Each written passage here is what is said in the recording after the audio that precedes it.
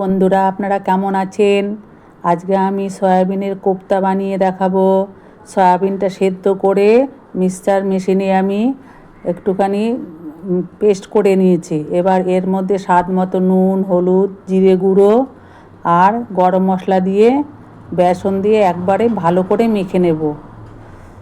ভালো করে মেখে নিচ্ছি, দেখুন, যাতে বড়া মতন করা যায়। এবার কড়াইতে তেল দেব, দিয়ে কড়াইয়ের তেলটা গরম হলে আমি একটা একটা করে বড়ার মতন ভেজে নেব।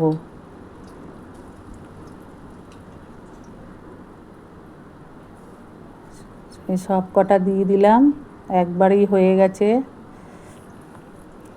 আপনাদের যদি চ্যানেলটি ভালো লাগে তাহলে একটু লাইক, কমেন্ট, শেয়ার ও সাবস্ক্রাইব করে দেবেন।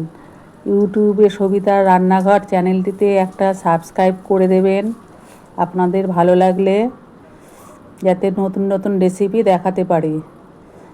এই দেখুন, সব বড়াগুলো উল্টে পাল্টে নিয়ে লাল করে ভেজে নিয়েছি। এবারে এগুলোকে নামিয়ে দেব।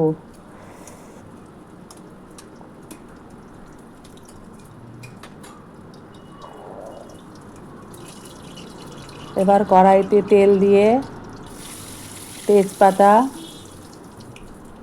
আর জিরে ফোড়ন দিলাম, দিয়ে আদা জিরে বাটা, শুকনো লঙ্কা গুঁড়ো, হলুদ গুঁড়ো, স্বাদ মতো নুন, টমেটো দিয়ে ভালো করে নাড়িয়ে নিচ্ছি। মশলাটাকে কষিয়ে নেব।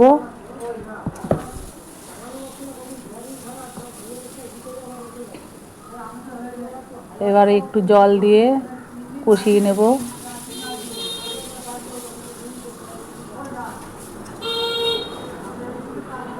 কষানো হয়ে গেছে। এর মধ্যে এবারে আমি জল দিয়ে দেব। আমি একটু গরম জল দিয়েছি, আপনারা চাইলে ঠান্ডা জলও দিতে পারেন, অসুবিধা নেই। এবার কেটে রাখা আলুগুলো দিয়ে দিলাম। আলুটা আর ভাজিনি, কারণ বেশি তেল লাগবে, তাই আলুটা ভাজিনি। একটু স্বাদ মতো চিনি দিয়ে দিলাম। এবার কোপ্তাগুলো দিয়ে দিচ্ছি ঝোলে। এটা 10 মিনিট ফোটানোর পর ঝোলটা হয়ে গেছে। দেখুন, এর মধ্যে আমি একটু গরম মশলা আর একটুখানি ঘি ছড়িয়ে দেব।